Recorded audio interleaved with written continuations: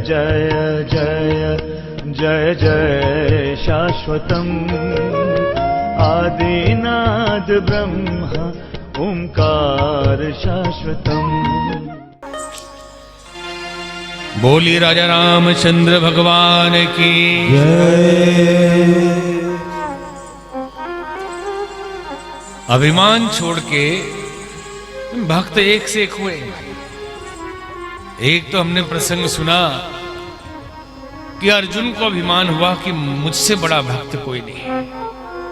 तो अर्जुन कहने लगा भगवान कृष्ण से कि मेरे से बड़ा आपका कोई भक्त नहीं है। भगवान कृष्ण ने कहा कि एक से एक दुनिया में पड़े हैं। तो बोले एक हाथ दिखाइए।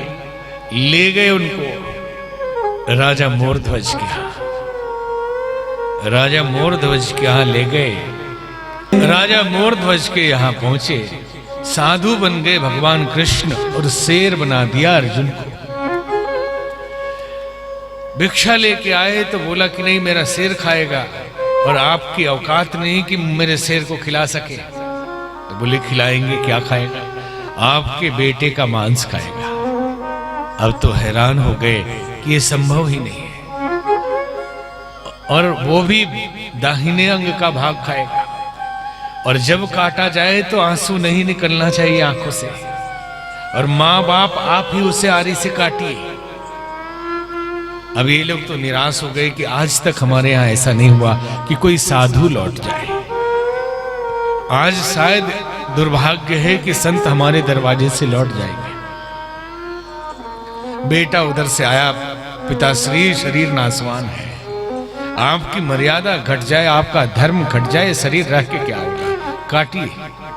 बैठ गया बेटा, और माता पिता आरी चलाने लगे।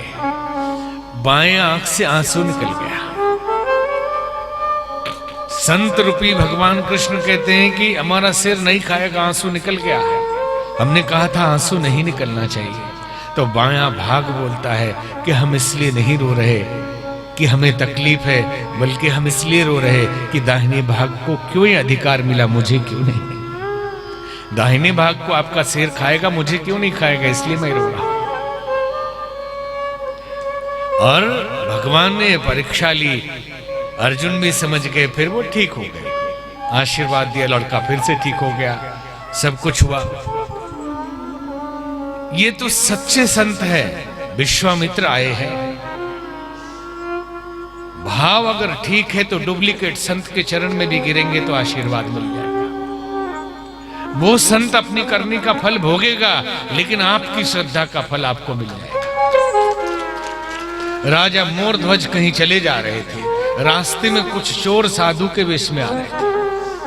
गिरवा वस्त्र पहने कुछ चोर चले आ रहे थे। अब राजा मोरध्वज और आए, चोरी किया राजा के यहाँ, रानी की हत्या कर दी और सामान लेके भाग रहे थे। राजा मोरध्वज ने देखा, समझ गए कि ये चोर है, लेकिन साधु के वेश में है। रथ रोका, चरण पखारे, रथ में बिठाया। बाबा आप लोग बिना भोजन किए कहाँ जा रहे हैं? अब तो चोर लोग परेशान कि पकड़े गए। अब बोले चलिए हमारे यहाँ दक्षिणा लीजिए, भोजन करिए। लेके गए, भोजन कराने लगे। कमरे में जाके देखा पत्नी कटा हुआ है। अब भोजन कराने के बाद दक्षिणा भी दिया। अब चोरों से रहा नहीं गया, साधु वेश में थे। आखिरी में बोल दिया कि राजन हम लोग चोर हैं, आपकी पत्नी की हत्या हमने की। बोले पत्नी की हत्या जिसने की होगी, लेकिन संत वेश का भी इतना प्रताप है कि आपने खाना खाया और मैंने वो जूठा हुआ जल पत्नी के गले पे डाल दिया, वो ठीक हो गई, वो जिंदा हो गई। और अभी आप साधु वेश में, मैं आपको कुछ नहीं करूंगा, दक्षिणा लेके विदा होइए, पुलिस आपका इंतजाम करेगी। जब आप असली रूप में आएंगे तो आपके ऊपर मुकदमा चलेगा। लेकिन अभी संत वेश में है, तो इतना समझ लेना, अच्छे बुरे हर तरह के लोग होते हैं। अच्छे संत होते हैं, बिगड़े हुए लोग संत वेश में भी आ जाते हैं। लेकिन आपकी श्रद्धा है तो आपकी श्रद्धा का फल आपको मिलेगा, उस बिगड़ेल का फल उसको मिलेगा।